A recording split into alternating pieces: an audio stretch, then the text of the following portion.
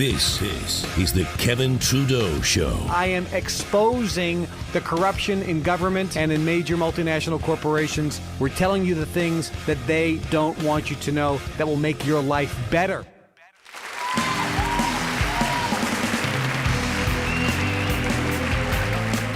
Welcome, Kevin Trudeau here. Thanks for joining me. This is the Kevin Trudeau Show. Everything they don't want you to know about to improve the quality of your life and make you feel better. So the goal is always by the end of the show, you're going to feel better than you do right now. Well, welcome and glad for joining me. We got a great show today. I'm going to be doing something very different, something I've never done before, first time on today's show. As you know, we're going to be going to a Sunday show as well. We're going to be adding a Sunday show based on scriptural principles. And we'll be looking at a whole host of scriptural texts like the Mahabharata, the Ramayana, the Vedas, the Zohar, the Torah, the Christian Bible, the Quran, and a whole bunch of other texts as well. And I'll be sharing with you scriptural secrets on Sundays. That's going to be coming up. We're working out the launch date for this. I had mentioned to you that I will be doing 5 days a week. Well, we have to adjust the launch of that, and I'll let you know when that's going to launch. But we have a lot on our plate right now. But today's going to be a great show. I'm going to be actually doing that. I'm going to be doing that Sunday show, a little bit of that Sunday show, just to give you a taste of what it's going to be like. Talking about some spiritual, scriptural principles that can help you in your life, and some of the secrets that you're not learning anywhere else, really. And I'm going to show you some stuff that may open your eyes a little bit, and you'll say, wow, this is really impressive, and it really, really works. And it absolutely is true. I also want to give you, first off, a legal update. Tomorrow, my lawyers and myself were meeting with the government. We're trying to work things out. And I will tell you, those of you who went to the Kevin Trudeau Fan Club website, KevinTrudeauFanClub.com, and made a contribution or became a partner in the last week, that's making all the difference. I can tell you that. We're working this out. I am back in court on October 1st. So we have a window here. And this window is, I need to show them a massive increase in the number of new partners. So if you're not a partner, please go to the fan club and become a partner. This is going to keep this show on the air. If you are a partner, I need to show them the number of partners that increased their partnership level. So if you are a partner, consider if you can handle it financially. Don't put yourself in a financial pressure. Go and increase your partnership level. And I also need a massive number of people going to this website, making a one-time contribution of any amount. Remember, the goal is to bring in $1 million. And the challenge is, even though tens of millions of people have purchased my books, we had the list of all of those people. But when I went away and the government came over and took over everything, they destroyed that list. We don't have access to those names. Most people who support me don't even know I'm free. They don't even know the shows exist. I was just talking to somebody recently and they said, Kevin, when you went away, we went to your home in Ojai and we purchased a lot of things in case when you got out you wanted it. I said, no, it's yours. You purchased it and I appreciate that. Keep them in your home now. And they said, we didn't know you were free. So here's a big time supporter that didn't even know I was free and doing this show. So there are probably millions of people that if they knew this show existed and they knew the situation I'm in, would step up and we would resolve this problem immediately. So we don't have a big number. There's a small number of you that actually know this. Over the next months, over the next year, people will start knowing that I'm back, that I'm released, that I'm free, that I'm continuing the mission to improve the quality of people's lives all around the world by sharing information that they, the powers that be, don't want you to know about. And improving your life, making you feel better, giving you freedom and liberation on all levels, improving your standard of living, helping you make more money. and all these things that you know, for those of you who watch the show or have gone through any of the training that I produce, that I'm delivering to you. But right now, we don't have a lot of people. So hitting that $1 million number between now and October 1st may be tight. I did have a person step up and put a $50,000 contribution in. Fantastic. Other people have stepped up and put in $10. That's fantastic too, because I can show the number of supporters, not just the amount of money raised. So if you want the show to continue, if you want to keep me free, if you want to keep this going, then go to KevinTrudeauFanClub.com, make a contribution of any amount. We have a window here between now and October 1st. Tell everybody, get as many people as you can to make contributions.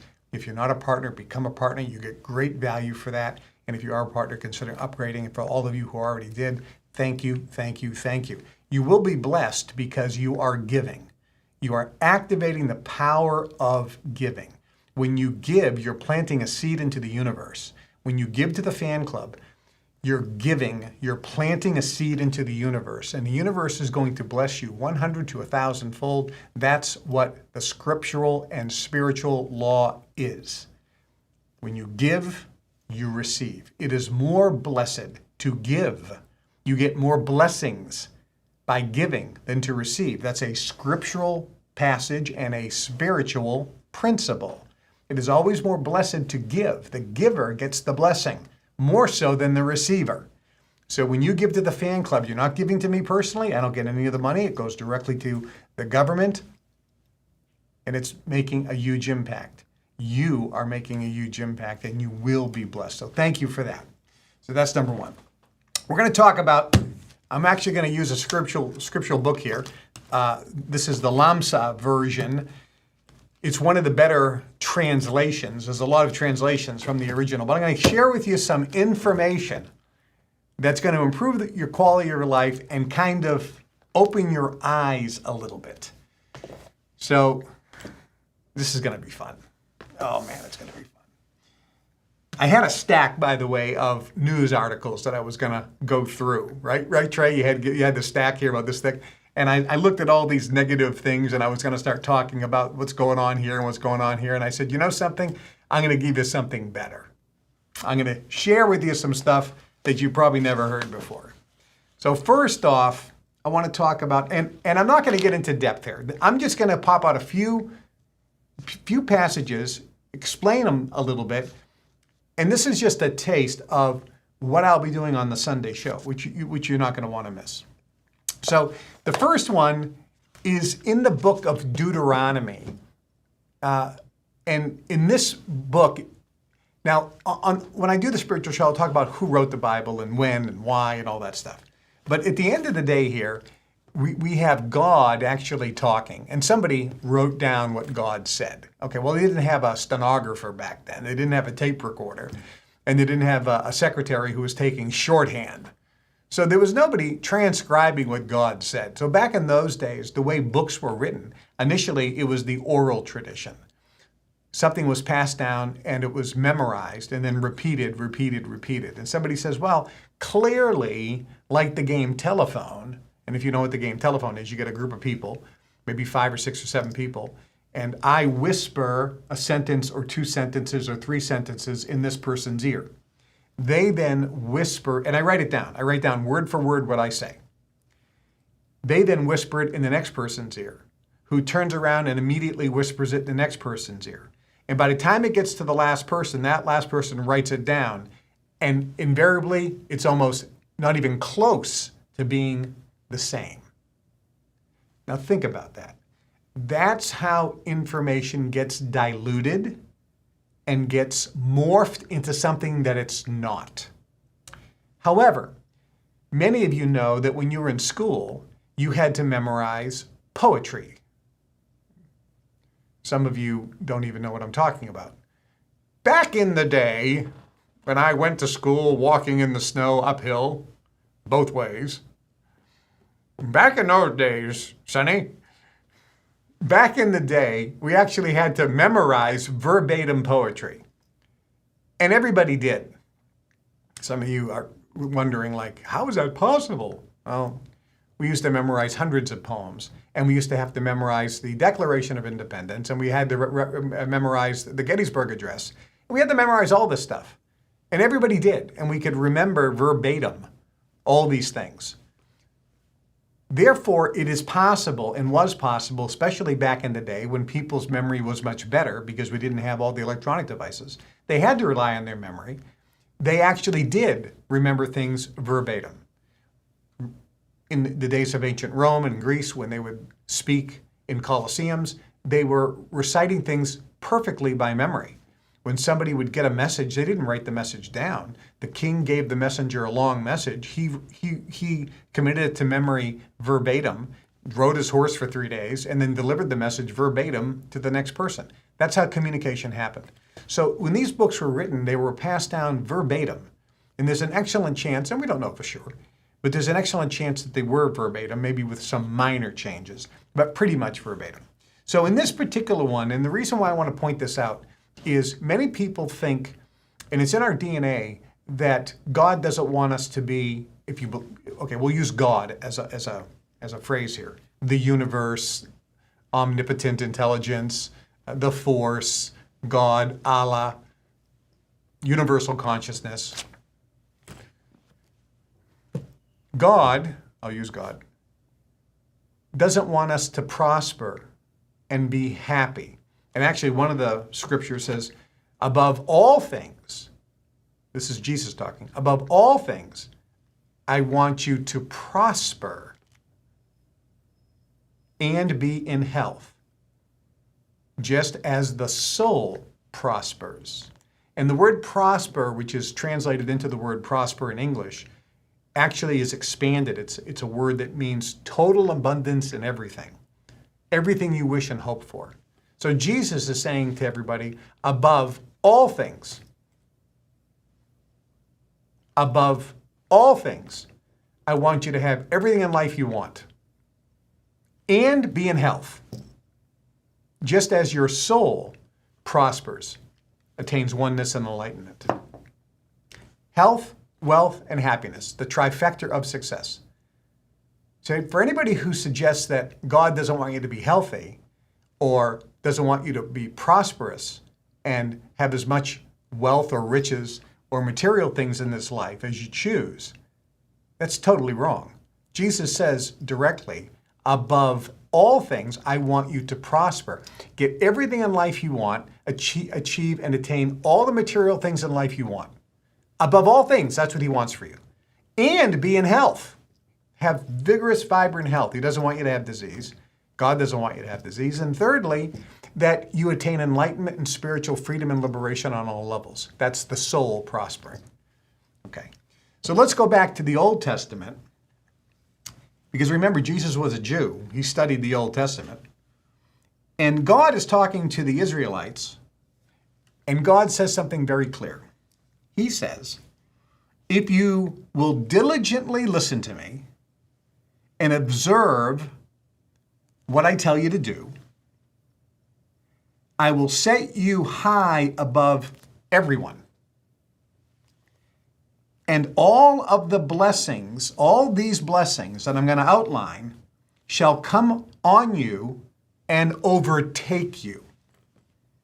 And then he proceeds to list all these blessings. And I'll paraphrase. You'll be rich. You'll be wealthy. You'll have an amazing family. You'll have an amazing health. You'll have status. You'll have power. You'll be happy. You'll be joyous. Everything you touch will prosper, etc., etc. On and on and on. So this is the promise scripturally that is not just isolated to the Jews or the Israelites in this particular situation. It's to all mankind. God, or the universal intelligence, wants you to attain the desires of your heart. And there are many scriptures that talk about that.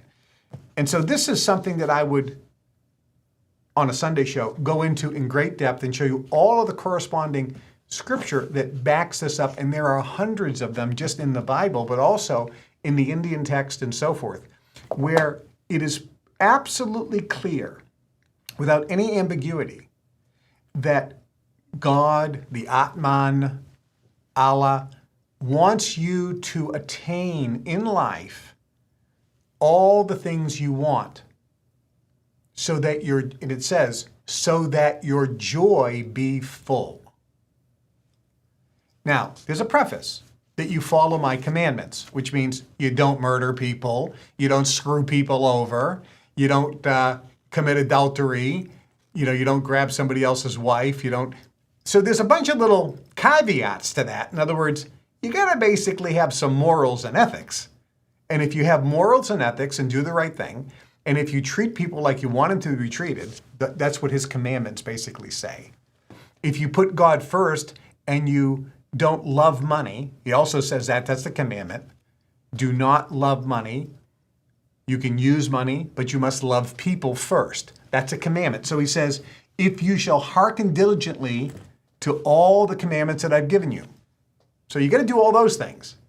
Then he says, now you are going to be blessed. The windows of heaven are open. All right, everything's going to be fantastic. One of the commandments, by the way, was you have to give.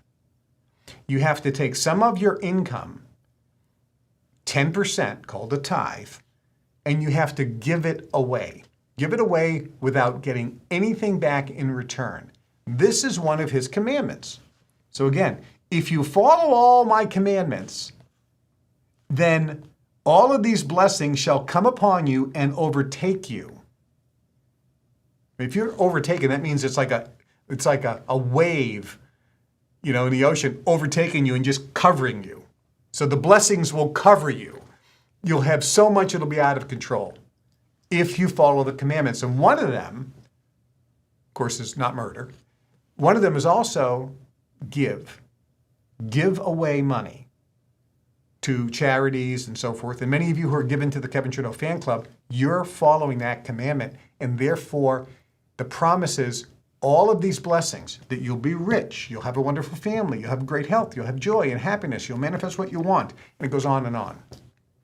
And any weapon formed against you will not prosper.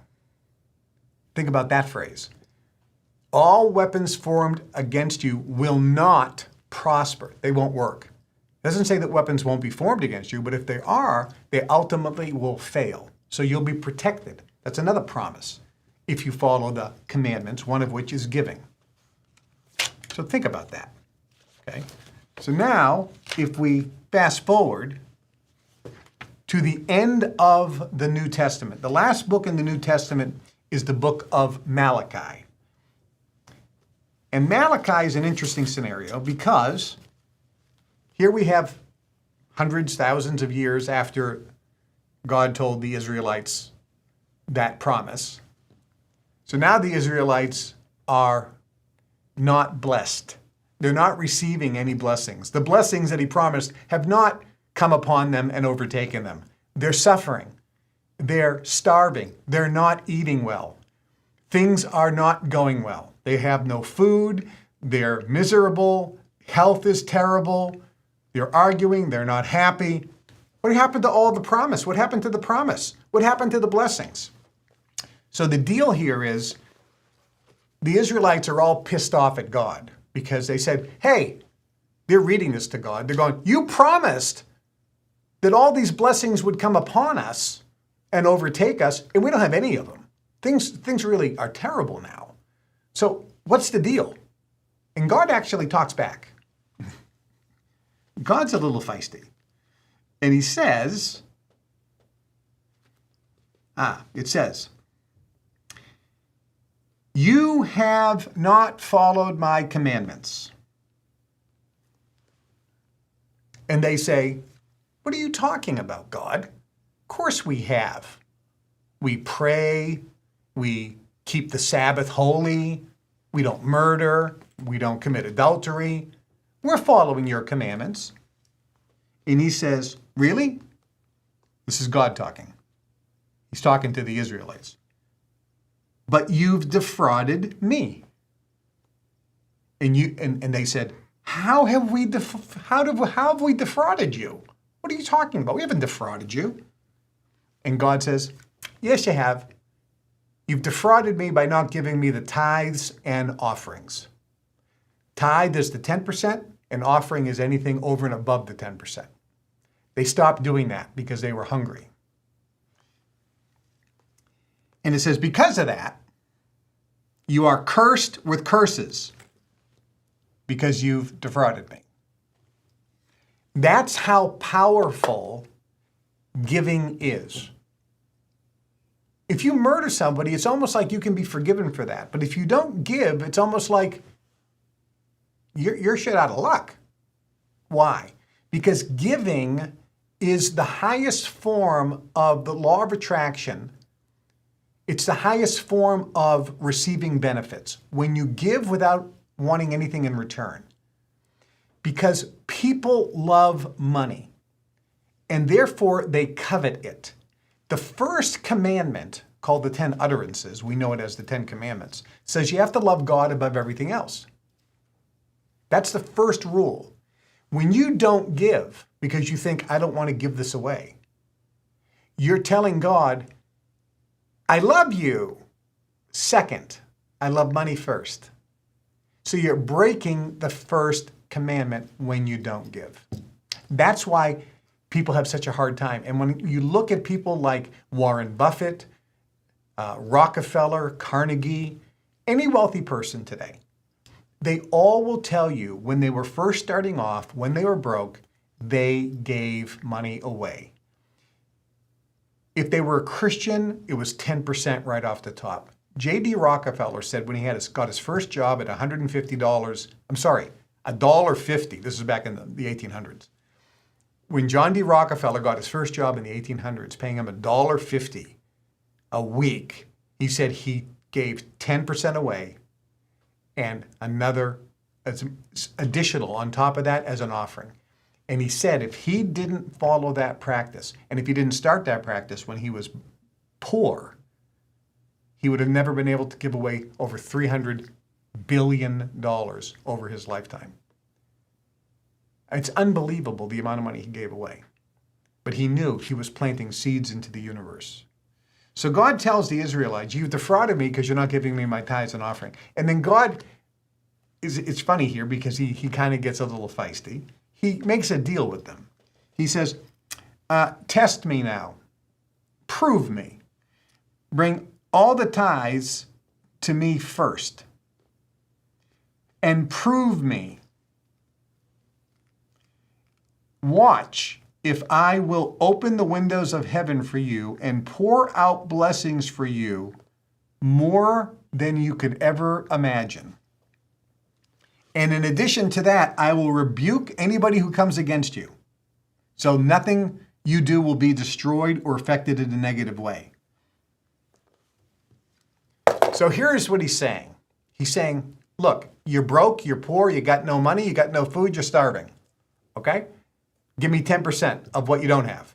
You got very little. Give me 10% anyway. And prove me. If I won't open the windows of heaven and pour out to you blessings so big you don't even have room to take it in.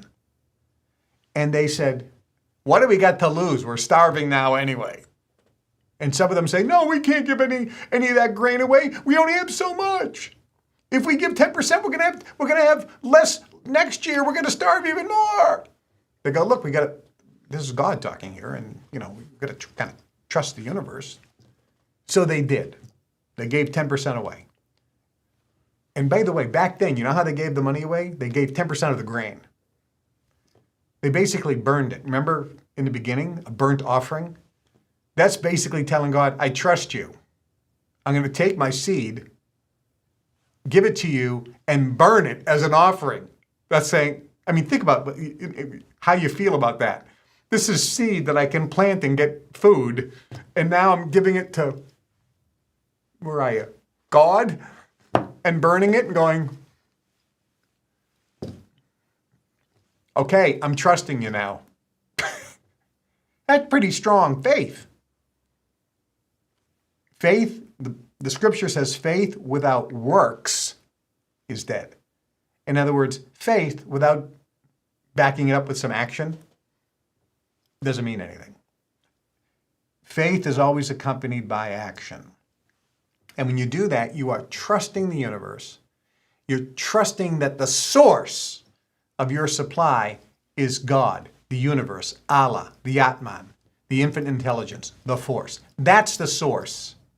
You're trusting source. And when you trust source, some of you feel it right now because there's energy flowing right through my body from the bottom, the soles of my feet to the top of my head. Tingling is all over me because it's that faith that connects you with the universe, takes you into the field where you have oneness and complete trust and faith in the universe. And that's when the windows of heaven open. And some of you are feeling it right now. I mean, you can feel the tingling. It's awesome. And it's powerful. And I remember the first time I actually learned this. I was sitting with my friend, Fred Van Loo. And he brought me to a church in Billerica, Massachusetts. Don Long, I believe the guy's name was the Reverend. And Fred tricked me. He says, Kevin, there's a seminar going on Sunday night. It's about the ancient principles of success. Do you want to come? How much is it, Fred? It's free. I'll go. So he brings me. We walk in to a church. And I'm a little bit like, why are we in church? Well, maybe the meeting, maybe they rented out the church for the meeting. I walk in and I sit in the middle of the pew and people are on both sides, which means I can't get out, right? So I'm kind of boxed in. And then the Reverend gets up and he has his Bible and he says, I'm here today to tell you what God says about success and how you can become successful. I'm not going to give you my opinions. I'm going to tell you what God said. I'm going to read you what God said. And if you want to disagree with him, good luck. And I thought, I like this guy's attitude. That's okay. And this is what he taught on, this particular scripture right here, and some others. And I'm thinking, I've heard about this. I've learned about this in the Brotherhood because I've given money to the Brotherhood. I've given money to my uncle to purchase training, so I know about giving. But I would give and I would get something back. You know, I got training, so I'm actually buying training. So really not a form of giving, now that he explained it, like you give without, you're burning the money. You don't get anything back for it. That's real giving. That's real trust in God. If I'm giving my uncle money and I'm buying something, if you're giving money to me and getting the money processes, well, that's giving, but you're getting something in return. If you're giving money and becoming a partner, you're getting the benefits of becoming a partner, so you're getting something in return. If you're joining the Global Information Network, you're giving, but you're also getting something in return, a lot of value there. So it's not really giving, you're buying something. But if you make a contribution or a donation to the Legal Defense Fund or to the fan club, you're not buying anything, you're just giving the money away and you don't get anything in return. That's real giving.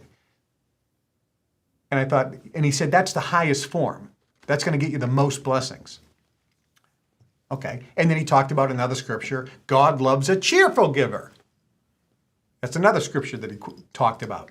And he says, give and it shall be given back to you. Pressed down, shaken together, and running over will men give to you. You'll be blessed in the fields. And he's reading all these quotes about giving. And if you give, you get these blessings. Give and it'll be given back to you 100 times. Give and it'll be given back to you 1,000 times. He's reading and reading. I'm like going, this giving thing sounds pretty darn good.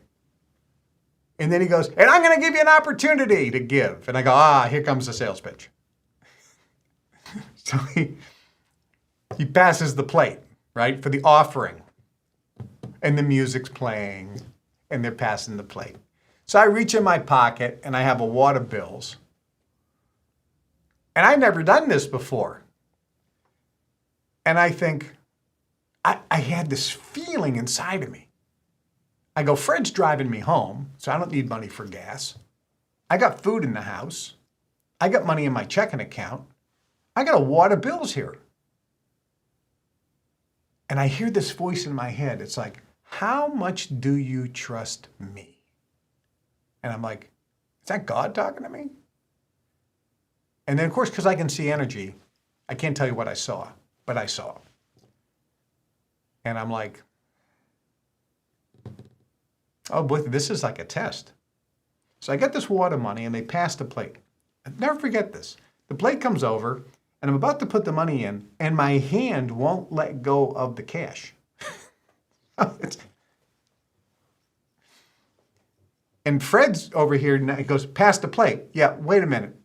And it's like, can't let go of the cash. And I, honest to God, this is true. I put the plate in my lap and I had to pull the cash out And I see the energy that's over here, virtually holding my hand. Some of you might call it a demon or a devil, but I can see the negative energy. It's the contracted energy. It's the fear energy. It's the ego.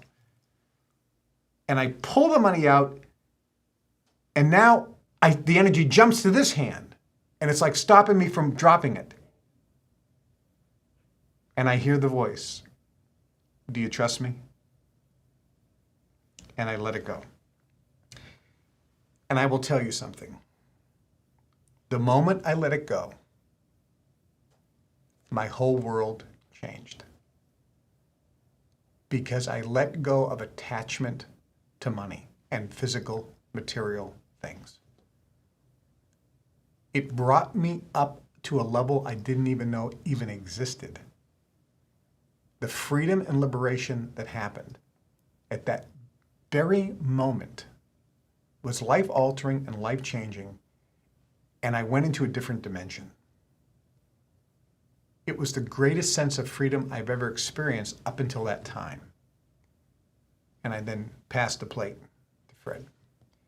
And I remember thinking, I'm free. I have no attachments anymore to material things.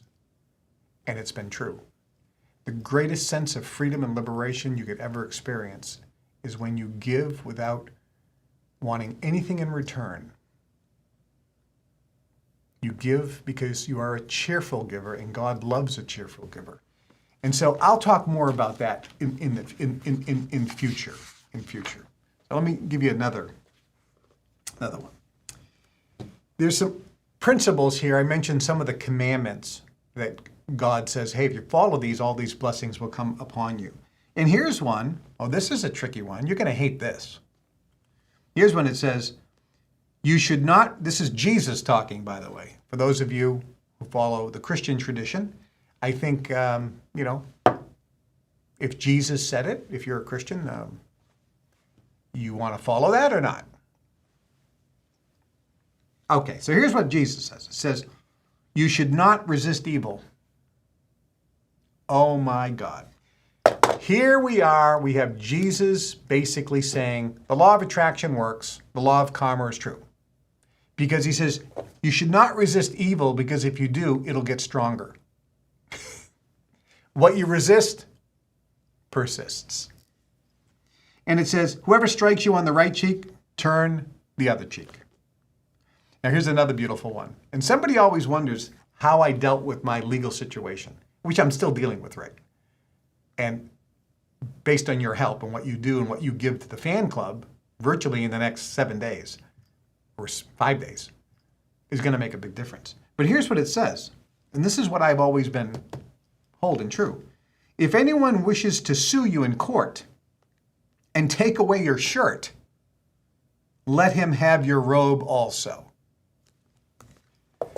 Some of you may remember back in 2013, they were trying to take money away from me. And I said, look, you want $37 million, which is a joke. The people who bought the Weight Loss Cure book got the Weight Loss Cure book for $29, and I gave them More Natural Cures Revealed in hardcover, and I gave them Natural Cures They Don't Want You to Know About in hardcover. I gave them $90 worth of books for $29, and less than 5% of the people asked for a refund. And anybody who wanted a refund got a refund. And not only did I give them a refund, I told them they can keep the books. Nobody was ripped off. There are no victims. But the government said everybody who bought the book should get their money back. It's ridiculous. But I lost. So they wanted $37 million. And I remember praying and studying this. And I said, I'll tell you what. I walked into court and said, appoint a receiver. You can have it all. See, they were trying to get my shirt. I gave them my robe too. I said, I'll give it all to you. You can appoint a receiver to take over all of my assets, control of all of my bank accounts, take my car, take my house, take my real estate, take my companies, take everything. Take everything. Take all my clothes, take my cigars, true. Take my cigar lighter, true. Take my bottles of scotch that are very expensive. Take it all. Take everything. I'm going to give it all to you. Liquidate it to pay off the $37 million. And then if you want to give it back to me, whatever's left, that's fine. And remember, I was free because I gave that money away back when, so it didn't affect me at all. I was free. I wasn't attached to any of it. Who could have done that? You can only do that if you're not attached to material things. So I did this. And he goes on to say, if you do this, you'll be blessed in the future. I'm not going to talk more about that right now. All right, so let me give you another one here that's pretty strong. And this is one of the strongest ones out there. So let me explain the scene here. So this is in the book of Mark, and it's also in some other Gospels as well. And I'm giving you what Jesus said for those of you who are Christians. By the way, today I'm using the Bible, but I could have easily used the Mahabharata and talked about Krishna or Ram.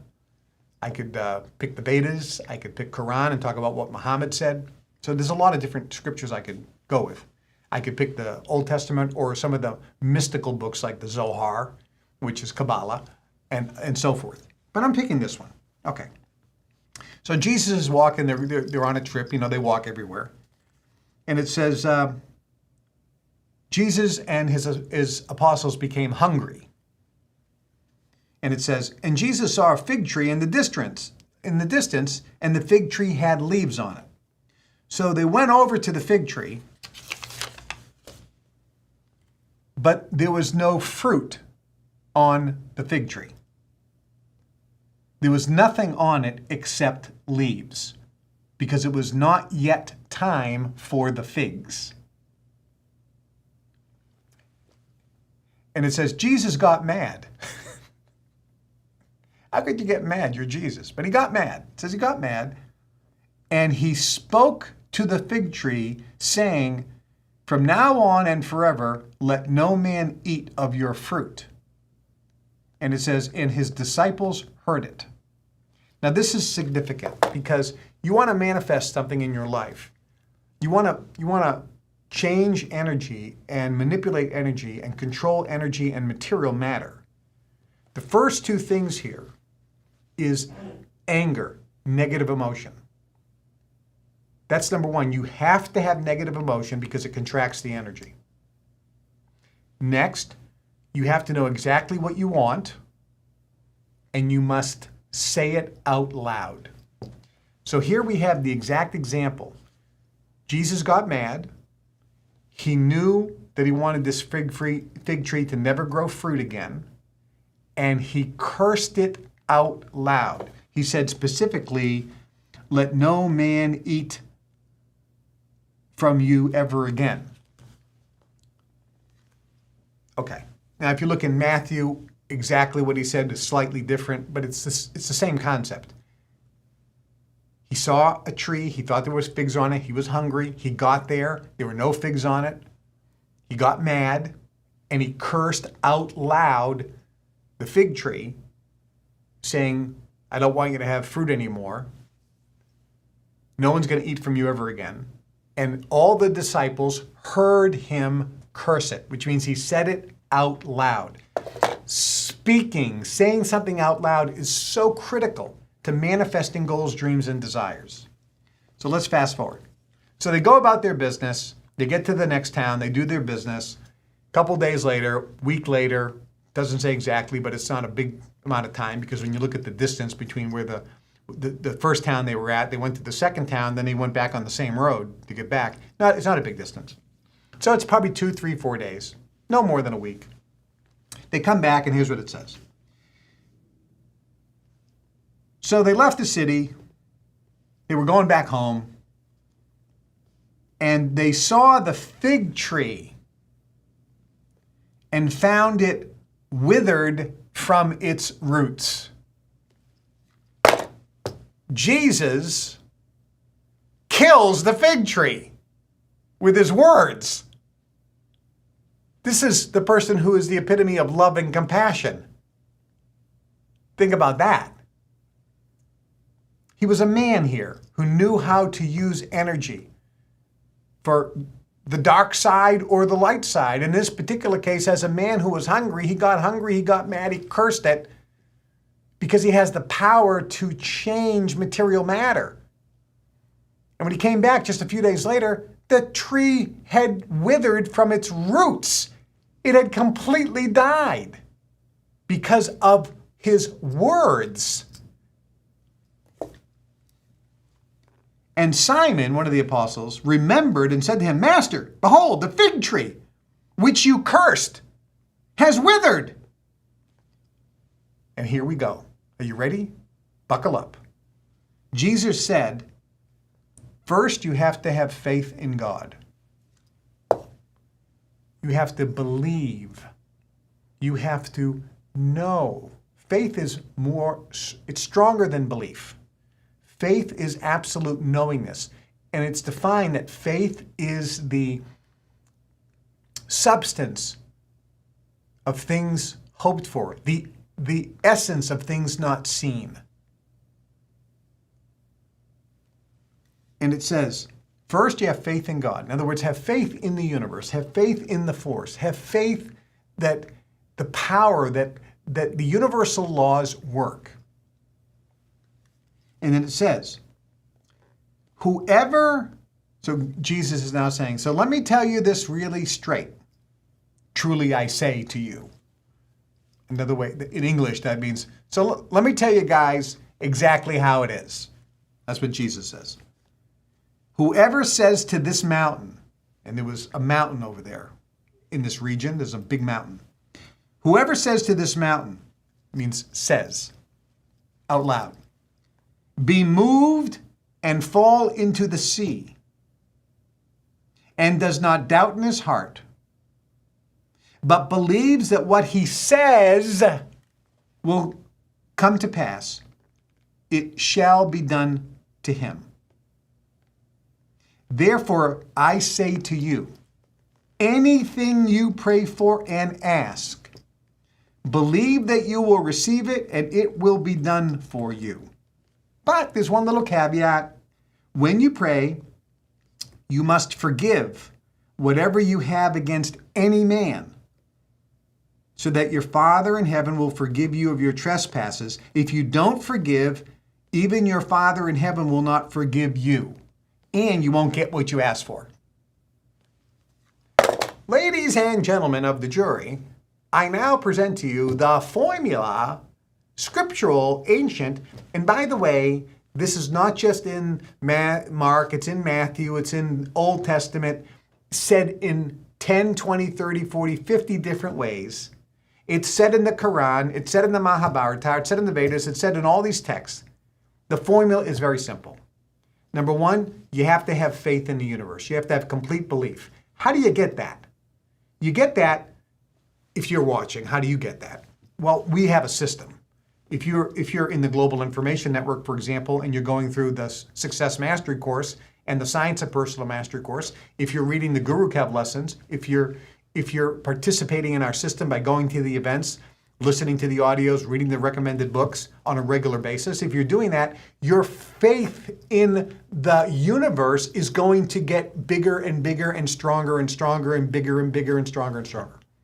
That's why all this is there. It's to increase your awareness and consciousness, and another way of saying that, increasing your faith, more so than belief, your confidence in how the universe actually is and works.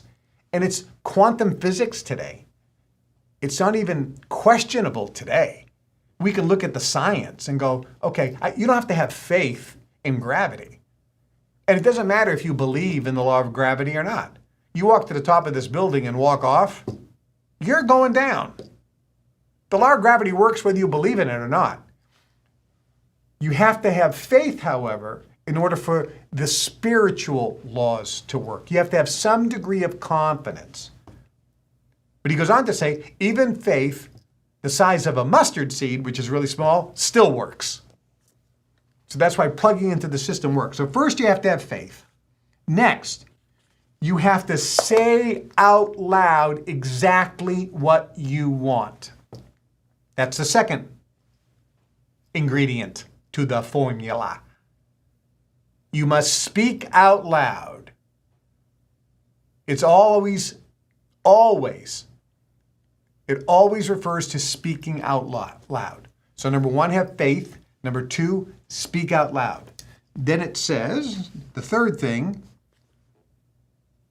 You have no doubt in your heart, but believe that what you say will actually happen. So you can't have doubt. You have to have belief that what you just said actually will happen. Some of you may remember the book that I recommended called The Magic of Believing. That book, read it if you haven't, hits right on this subject. This is an ingredient that has to be in if you want things to manifest in your life. You have to believe that what you just said is going to happen, and you can't have any doubt in your heart. Read the book, The Magic of Believing, and you'll understand why that's so powerful.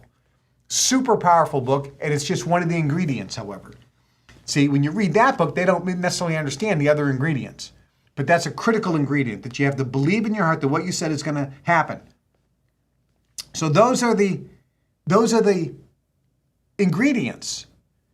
Ask, believe that you will receive it, and it will be done for you. So he summarized it. He goes, therefore I say, anything you pray for and ask out loud by speaking it, believe that you will receive it, and it will be done. So there you go. Have faith, say it out loud, believe in your heart. Oh, one other caveat. You have to forgive everybody. Damn it, Kevin. I didn't know it was going to be this hard. I can't forgive my ex-girlfriend. I can't forgive my ex-husband. I can't forgive that SOB that did this to me. Well, it's going to hinder your ability to manifest what you want and get your prayers answered. It's up to you. You'll be free. You'll be free.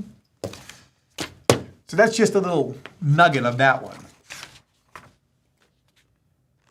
I'll give you another one just to throw something at them. It says here, love your enemies. This is in the book of Luke, St. Luke. It says, love your enemies. This is Luke saying the same thing that was in Mark and Matthew. Love your enemies. Do good to those who hate you. Bless those who curse you. Pray for those who compel you to carry burdens. And if somebody strikes you on the cheek, give them the other. If they take your shirt, give them your robe. If anyone takes something from you, don't demand it back. It goes on to talk about the golden rule and the expanded golden rule. And basically, this is giving you the evidence from a Christian standpoint that the law of karma, the law of giving and receiving actually works, and the law of attraction is not in conflict. It actually says that because if you push back, it'll come back against you. If you give, it'll be given to you. If you hate somebody, hate will come upon you. This is the law of attraction. This is the law of karma. This is the law of giving and receiving, and it's a scripturally based principle. So that's just a little taste of what we got, and I'm going to give you another bit of a taste, because when you read those, one of the things that you see and understand is that you must be in present time. When you're in alignment and you want to manifest goals, dreams, and desires, it's critical to be in this state of equanimity. There was a great sage who explained this perfectly about the present time. Let me show you a clip I have. We found a secret recording of this great sage giving a lesson on this very subject. It's very short. Take a watch at this.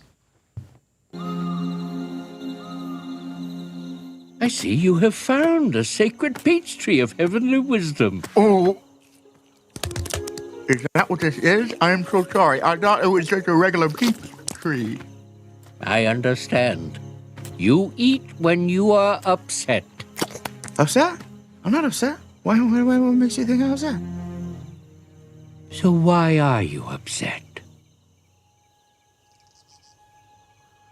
I probably sucked more today than anyone in the history of Kung Fu, in the history of China, in the history of sucking. Probably. And the 5. Man, you should have seen them. They totally hate me. Totally. How's Shifu ever gonna turn me into the Dragon Warrior? I mean, I'm not like the 5. I've got no claws, no wings, no venom. Even Mantis has those thingies. Maybe I should just quit and go back to making noodles. Quit, don't quit. Noodles, don't noodles. You are too concerned with what was and what will be. There's a saying, yesterday is history. Tomorrow is a mystery, but today is a gift. That is why it is called the present.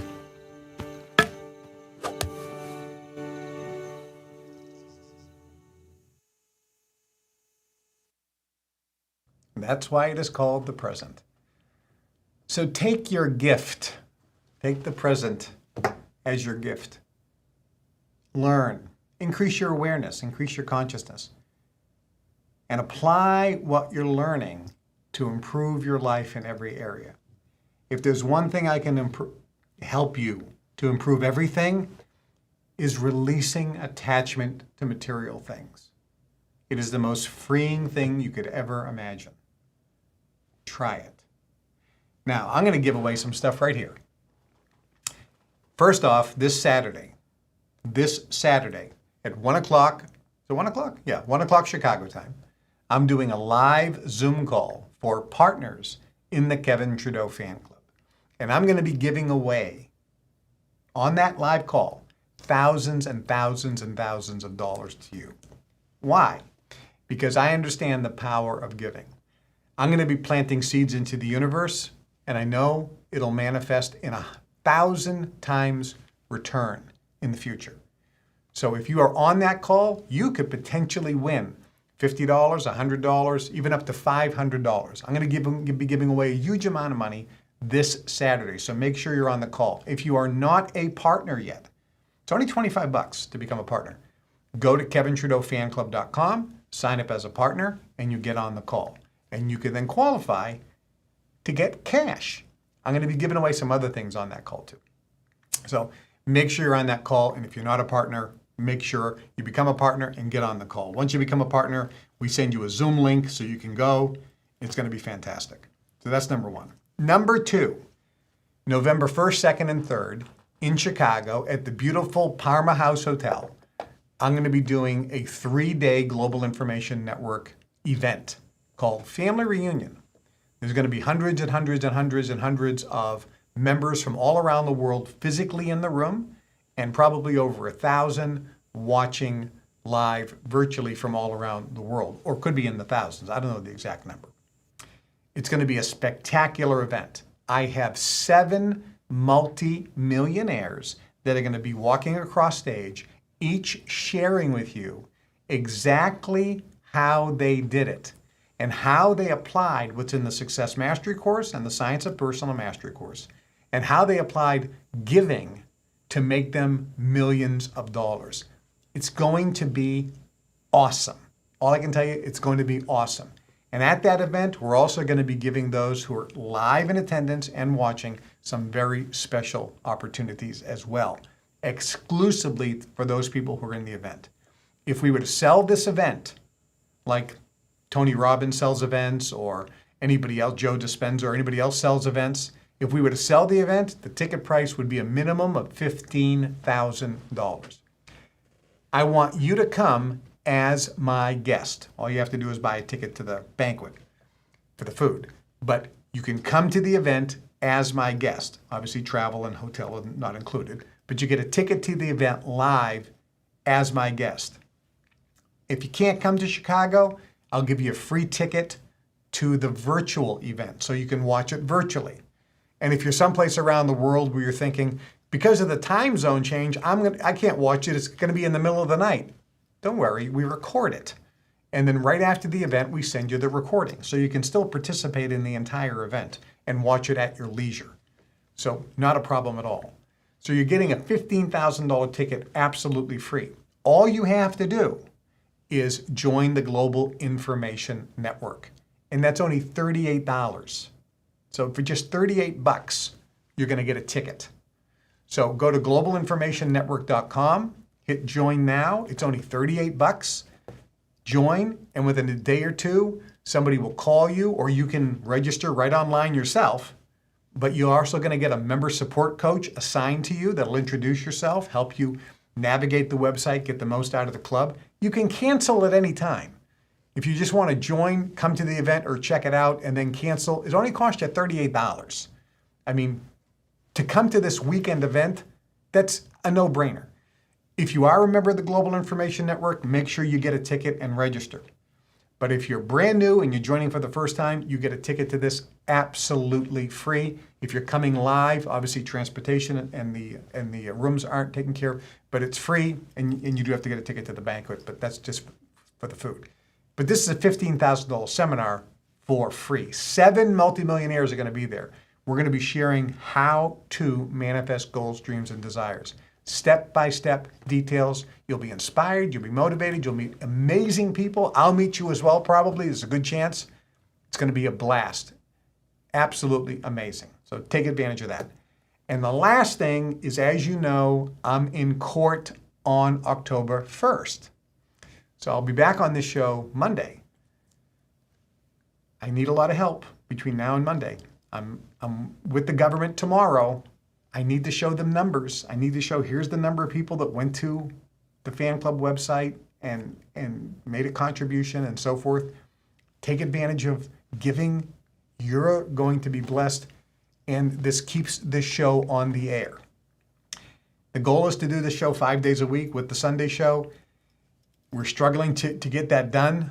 I need some help. I need to get this FTC thing wrapped up, and then we can talk about exactly when we're going to go to 5 days a week and the Sunday show. The best is not just yet to come, my friends. The best is here and now. Remember, whatever the mind of man can conceive and bring itself to believe, it can achieve. You can do it, my friends. I'll see you at the top. Bye-bye.